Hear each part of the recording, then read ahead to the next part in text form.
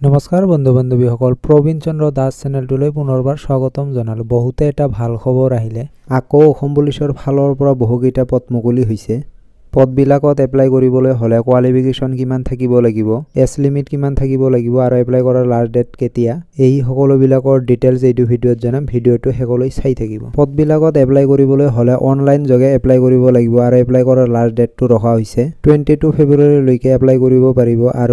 আৰু অসম পুলিচৰ ফালৰ পৰা টোটেল পোষ্ট মুকলি কৰা হৈছে 594 ভেকেন্সি মুকলি কৰা হৈছে আৰু পোষ্টবিলাকৰ নাম হ'ল চাফাই কৰ্মচাৰী, sweeper, tailor and dresser vacancy under Assam police forest department, fire and emergency service আৰু প্ৰিজন ডিপাৰ্টমেণ্টৰ ফালৰ পৰা পোষ্টবিলাক মুকলি কৰা হৈছে।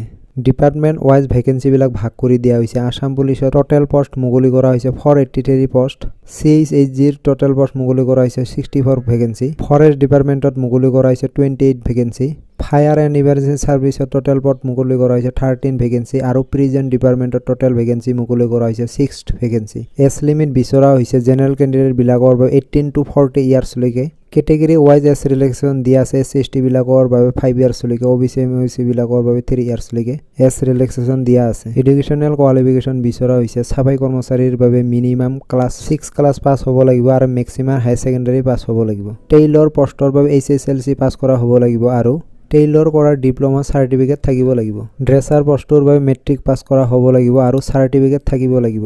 মেডিকেল ডিপাৰ্টমেণ্টত ড্ৰেছাৰ কোৰ্চ কৰাৰ এক্সপিৰিয়েঞ্চ চাৰ্টিফিকেট থাকিব লাগিব আৰু ফায়াৰ এণ্ড ইমাৰ্জেঞ্চি ছাৰ্ভিচ পোষ্টটোৰ বাবে এডুকেশ্যন কোৱালিফিকেশ্যন থাকিব লাগিব। ছায়েন্স ষ্ট্ৰীমৰ ফালৰ পৰা হায়াৰ ছেকেণ্ডাৰী পাছ কৰা হ'ব লাগিব। ভিডিঅ'টো চাই ভাল লাগিলে প্লিজ লাইক, কমেণ্ট, ছাবস্ক্ৰাইব কৰিব। ধন্যবাদ।